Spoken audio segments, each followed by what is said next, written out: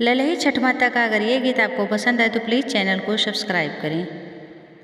भादऊ कई ललही छठत सब सखी, छठ पूजै सब सखी, छठ पूजै हो। सासु हमर उजियरहु, लासै हमहु छठी पूजब हमहु छठी पूजब हो। सासु हमर उजियरहु, लासै हमहु छठी पूजब हमहु छठी पूजब हो। बोलियै तऊ बहुअरी बोलियु बोलहि नाही, जानियु बोलहि नाही जानियु हो।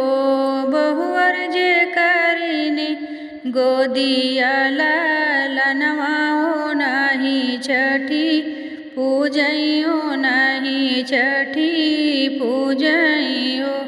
बहुअर जे करिने गोदिया ललनवा हो नहीं छठी पूजैयो नहीं छठी पूजै हो।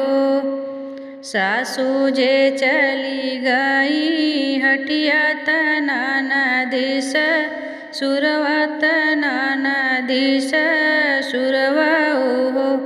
बहु दैली चनन के वड़ियाय के लै छठी पूजैया के लै छठी पूजै हो। बहु दैली चनन के वड़ियाय के लै छठी पूजैया के लै छठी पूजै हो।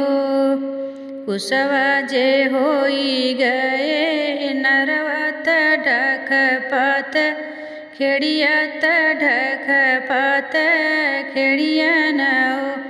सासु काल साजे होई गैला लनवा ललना भुइया रोवै ललना भुइया रोवै हो।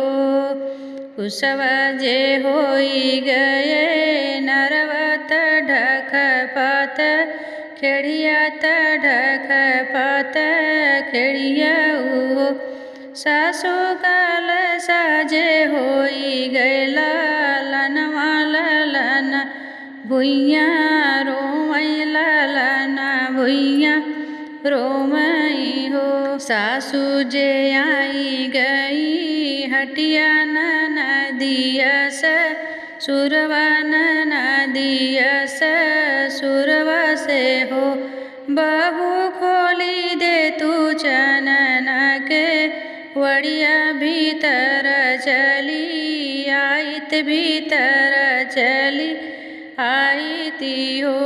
बहुअरी खोली दे तू चनन के वड़िया भीतर चली आइत भीतर चली आईती हो। दाएं हाथ ली बहुला लनवा बाएं से के वड़िया खोलै बाएं से के वड़िया खोलै। बहु सासु निहुरी पैया लागत छठी माई, गोदी भरी छठी माई गोदी भरी हो। बहुअर सासु निहुरी पैया लागत छठी मैया, गोदी भरै छठी मैया गोदी भरै हो। भादऊ कई ललही छठियात सब सखी, छठी पूजै सब सखी छठी पूजै हो। सासु हमर उजियरहु, लासै हमहु छठी पूजब हमहु छठी पूजब हो। सासु हमर उजियरहु, लासै हमहु छठी पूजब हमहु छठी पूजब हो। तो ये छठ माता गीत अगर आपको पसंद आया तो प्लीज़ चैनल को सब्सक्राइब करिएगा और लाइक कमेंट ज़रूर करिएगा। इसी के साथ हम एंड करते हैं। धन्यवाद।